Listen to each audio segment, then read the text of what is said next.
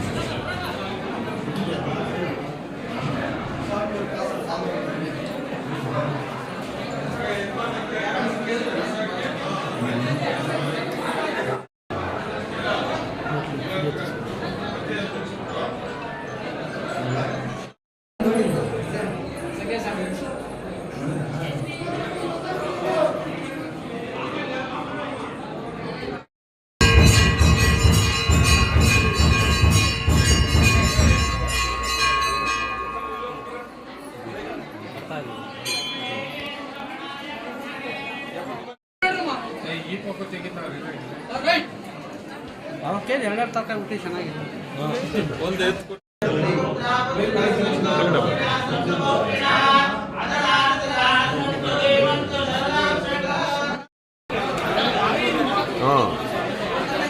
ಈ ದಿವಸ ಕಾಳನಾಯಕನಹಳ್ಳಿ ಗ್ರಾಮದಲ್ಲಿ ಹಬ್ಬದ ವಾತಾವರಣವಾಗಿ ಸ್ವಾಮಿ ಬಸವೇಶ್ವರ ಸ್ವಾಮಿಯ ಕಾರ್ಯಕ್ರಮವನ್ನು ಹಮ್ಮಿಕೊಂಡಿದ್ವಿ.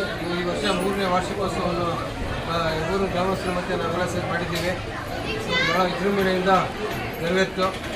ಆ ಸ್ವಾಮಿಗೆ ನಾವು ಸಾಷ್ಟಾಂಗ ನಮಸ್ಕಾರಗಳನ್ನು ಮೊಟ್ಟಮೊದಲನೇದಾಗಿ ಅರ್ಪಿಸ್ತೀವಿ.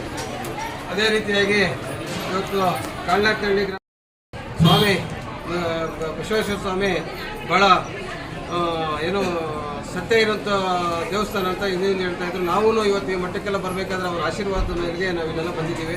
ಇದು ಊರು ಸಹ ಭಾಳ ಶಾಂತಿಯುತವಾಗಿ ನಡ್ಕೊಂಡು ಹೋಗ್ತಾ ಇದೆ. ಯಾವುದೇ ತಂಟೆ ತಕ್ಕಲಿಲ್ಲ. ಆಮೇಲೆ ಸ್ವಾಮಿದು ಯಾವಾಗಲೂ ಪ್ರತಿ ಸೋಮವಾರ ಪೂಜೆ ಪುರಸ್ಕಾರಗಳು ನಡೀತಾನೆ, ಪೂಜೆ ಪುರಸ್ಕಾರಗಳು ನಡೀತಾನೆ ಇದೆ. ಅದು ಎಲ್ಲಕ್ಕಿಂತ ಮುಖ್ಯವಾಗಿ ನಿನ್ನೆ ಒಂದು ಕಾರ್ಯಕ್ರಮವನ್ನು ನಾವು ಹಮ್ಮಿಕೊಂಡಿದ್ವಿ. ಯಾವುದು ಪ್ರತಿಷ್ಠಾಪನೆಲ್ಲ ಜೀರ್ಣೋದ್ಧಾರಕ್ಕೆ ಇದು ಮಾಡಿದ್ದೀವಿ. ಅದಕ್ಕೆ ನಮ್ಮ ಗಣ್ಯರನ್ನು ಕರೆದಿದ್ದೀವಿ. ಅದಕ್ಕೆ ನಮ್ಮ ಪುಟ್ಟಣ್ಣವ್ರು ಬಂದಿದ್ದರು, ರಾಜೇಗೌಡನವ್ರ ತಂದೆಯವ್ರು ಬಂದಿದ್ದರು, ಆಮೇಲೆ ಗೌತಮ್ ಸರ್ ಬಂದಿದ್ದರು, ಮತ್ತು ನಾವು ಗುಡಣ್ಣವ್ರು ಬೆಳಗ್ಗೆ ಬಂದಿದ್ದರು, ಶಶಿ ಬಂದಿದ್ದ, ಆಮೇಲೆ ನಮ್ಮ ಶ್ರೀನಿವಾಸ ರಾಮಯ್ಯನವ್ರ KMA ಡೈರೆಕ್ಟರ್ ಬಂದಿದ್ದರು. ಇನ್ನೂ ಗಣ್ಯರೆಲ್ಲ ಬಂದಿದ್ದರು. ಕಾರಣಾಂತರದಿಂದ ನಮ್ಮ MLA ಅವ್ರು ಬರಬೇಕಾಯಿತು. ಅವರು ಏನೋ ಬರಲಿಲ್ಲ, ಏನೋ ಮನೇಲಿ ಏನೋ ಇದ್ದಿರೋದ್ರಿಂದ. ಆಮೇಲೆ ಮಾಜಿ ಸಚಿವರು ಬರಬೇಕಾಗಿತ್ತು, ಅವ್ರು ಬರೋಕ್ಕಾಗಿಲ್ಲ. KH ಸಾಹೇಬ್ರು ಏನೋ ಇವತ್ತು 5 ಗಂಟೆ ಬರ್ತೀನಿ ಅಂದರು. ಬರೋದು ಇವತ್ತು ನಾವು ಯಾರು ಇರೋಕ್ಕಾಗಲ್ಲ ಅಂತ ಹೇಳಿದಾಗ ಅವರು ಆಯಿತು ಅಂತೇಳಿ ಇನ್ನು ಮುಂದಿನ ಒಂದು ಸರಿ ಬಂದಾಗ ಬರ್ತೀವಿ ಅಂತ ಹೇಳಿದ್ರು. ಎಲ್ಲಕ್ಕಿಂತ ಮುಖ್ಯವಾಗಿ ಇನ್ನೊಂದೇನಪ್ಪ ಅಂದರೆ, ಈ ಕಳ್ಳಕ್ನಳ್ಳಿ ಗ್ರಾಮದಲ್ಲಿ ನಮ್ಮ ನಾಯಕರಿಗೆ ಏನು ಎಲ್ಲ ನಿಂತಿದ್ದಾರೋ ಎಲ್ಲ ನಾಯಕರುಗಳೇ ಅವರು ಈ ಊರಲ್ಲಿ ಎಲ್ಲರೂ ಸಹ ಭಾಳಷ್ಟು ಕಷ್ಟಪಟ್ಟು ಈ ಊರಲ್ಲಿ ನಿಂತು 4 ವರ್ಷ ಸತತವಾಗಿ ಒಂದು ತೊಂದರೆ ಇಲ್ದಿರ, ಒಂದು ಸಣ್ಣ ಒಂದು ಅಪಾಯ ಇಲ್ದಿರ ಕಾರ್ಯಕ್ರಮಗಳು ಈ ದೇವಸ್ಥಾನದಲ್ಲಿ ನಡೆದು ಬಂದವೆ. ಅದಕ್ಕೆ ನಾನು ಈ ಊರಿಗೆ ಹಾಗೂ ಈ ಊರಿನ ಗ್ರಾಮಸ್ಥರಿಗೂ ಹಾಗೂ ಎಲ್ಲ ನಾಯಕರಿಗೂ ನಾನು ಉತ್ಪೂರ್ವಕವಾದ ವಂದನೆಗಳನ್ನು ಅರ್ಪಿಸೋದಕ್ಕೆ ನಾನು ಇಷ್ಟಪಡ್ತೇನೆ. ನಮ್ಮ ದೇವಸ್ಥಾನ ತುಂಬ ಹೆಸರಿರುವಂಥ ದೇವಸ್ಥಾನ ಅಂತಾರೆ. ಕಾಶಿ ಬಿಟ್ಟರೆ ನಮ್ಮ ದೇವಸ್ಥಾನನೇ 2ನೇ ಸ್ಥಾನ ಅನ್ನುವಂಥದ್ದು ಒಂದು ಇದು. ನಿನ್ನೆ ಯಾರೋ ಒಬ್ಬರು ಅಧ್ಯಕ್ಷರು ಬಂದಿದ್ರು ಐನವ್ರುಗಳಿಗೆಲ್ಲ ಅವ್ರು ಹೇಳಿದ್ರು. ನಮ್ಮ ದೇವಸ್ಥಾನದಲ್ಲಿ ತುಂಬ ವಿಶೇಷತೆ ಇದೆ. ಆಮೇಲೆ ಈ ದೇವಸ್ಥಾನ ಜೀರ್ಣೋದ್ಧಾರ ಮಾಡೋದಕ್ಕೆ ನಮ್ಮ ಮನೆ ಈ ದೇವಸ್ಥಾನಕ್ಕೆ ಸಂಬಂಧಪಟ್ಟಂಥ ಒಕ್ಕಲಿನವರು, ನಮ್ಮ ಗ್ರಾಮದವರು, ಅಕ್ಕಪಕ್ಕದ ಗ್ರಾಮದವರು ಎಲ್ಲರೂ ತುಂಬ ಸಪೋರ್ಟ್ ಮಾಡಿ ಈ ದೇವಸ್ಥಾನ ಈ ದಿನ ಇವತ್ತು ಈ ಮಟ್ಟಕ್ಕೆ ಬಂದಿದೆ. ಹಾಗೆ ಪ್ರತಿ ವರ್ಷದಂತೆ 3ನೇ ವರ್ಷದ ಜೀರ್ಣೋದ್ಧಾರ ಮಾಡಬೇಕು, ವಾರ್ಷಿಕೋತ್ಸವ ಅಂತ ಈ ವರ್ಷ ಮಾಡಿಸಿದ್ದೀವಿ. ಭಗವಂತನ ದಯೆ ತುಂಬ ಸಾಷ್ಟಾಂಗವಾಗಿ ತುಂಬ ಚೆನ್ನಾಗಿ ನೆರವೇರಿದೆ. ಕಳೆದ 2 ವರ್ಷಕ್ಕಿಂತ ಈ ವರ್ಷ ಗ್ರಾಮದವರು ಎಲ್ಲರ ಒಂದು ಸಹಕಾರ ಮತ್ತು ಈ ದೇವಸ್ಥಾನದ ಒಕ್ಕಲಿನವರ ಸಹಕಾರದಿಂದ ತುಂಬ ಅತ್ಯದ್ಭುತವಾಗಿ ನಡೆದಿದೆ. ಆಮೇಲೆ ಎಲ್ಲ ಗಣ್ಯರಿಗೂ ಆಹ್ವಾನ ಕೊಟ್ಟಿದ್ವಿ. ಕೆಲವರು ಬಂದಿದ್ದರು, ಕೆಲವರು ಬಂದಿಲ್ಲ. ಬಂದವರು ನಮ್ಮವರೇ, ಬರೆದವರು ನಮ್ಮವರೇ. ಎಲ್ಲ ಗ್ರಾಮಸ್ಥರಿಗೂ ಈ ಮೂಲಕ ಧನ್ಯವಾದಗಳು ಮತ್ತು ಶುಭಾಶಯಗಳನ್ನ ಅರ್ಪಿಸ್ತಾ ಇದ್ದೀನಿ.